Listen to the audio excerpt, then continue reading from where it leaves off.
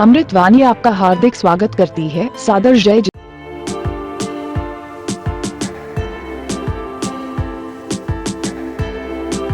जसोल प्रवास के द्वितीय दिन आचार्य प्रवर ने सिंथारा साधक के निवास पर पधारकर पावन आशीष प्रदान किया।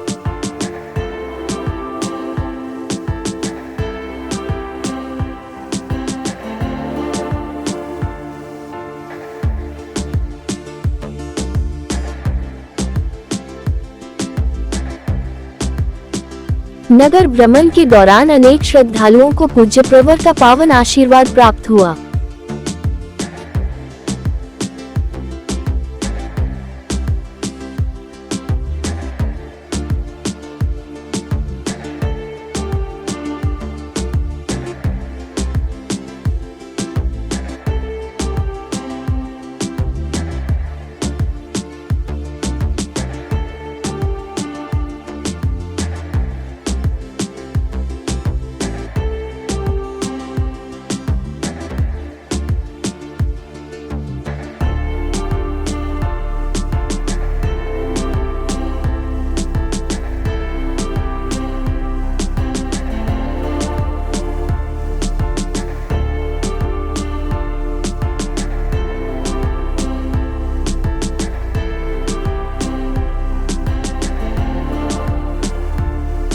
मंगल प्रवचन में गुरुवर ने कहा,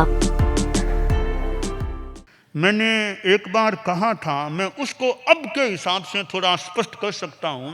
मैंने जसोल चतुर्मास के लिए कहा था, मैं एक कहा था इतिहास दुर्लभ कहा था। अब मैं उसकी थोड़ी सी व्याख्या अब यह कर दूं कि उस चतुर्मास में हमको साध्वी वरिया साध्वी के रूप में मिली थी। उस चतुर्मास में तो मैंने कहा इतिहास दुर्लभ चतुर्मास यह मतलब हुआ है।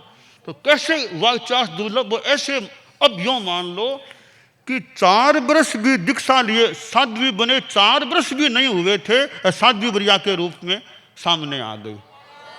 तो तेरा पंथ के इतिहास में जहाँ तक मेरी जानकारी है, इतनी कम उम्र में जो इतने उच्च स्थान पर आने वाली संभवतः आचार्य भिक्षु को तो छोड़ दें, भिक्षु स्वामी को तो छोड़ दें, उनकी तो खैर उनको तो नमन नहीं कर सकते हैं, उनकी तो बात ही छोड़ दें, यानी उनकी तो बात नहीं करें। बाकी हमारे धर्म संघ में जो दीक्षित किए गए हैं आचार्यों द्वारा, कोई भी चारित्रात्मा मेरी जानकारी में नहीं है कि साध्वी साधु बने 4 वर्ष भी नहीं हुए और कोई इतने उच्च स्थान पर कोई आ गए हो। तो यह इतिहास दुर्लभ चतुर्मास, उस चतुर्मास में साध्वी वरिया को साध्वी दीक्षा दी गई थी। तो इतिहास दुर्लभ चतुर्मास है कि कोई ऐसा चतुर्मास अतीत में हुआ है क्या कि चतुर्मास में ऐसी दीक्षा हुई हो तो साध्वी बने साधु बने 4 साल भी नहीं हुए, थोड़े उच्च स्थान पर आ गए। तो इसलिए वो इतिहास दुर्लभ चतुर्मास। दूसरी बात मैंने कहा था सिद्ध चतुर्मास है। तो सिद्ध कैसे?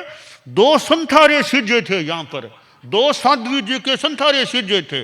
संथारे भी यूं एकदम छोटे नहीं थे, यूं अच्छे थोड़े तालमान के, यानी साध्वी भिखान जी, साध्वी वैराग्यश्री जी, ये 2 साध्वियों के संथारे।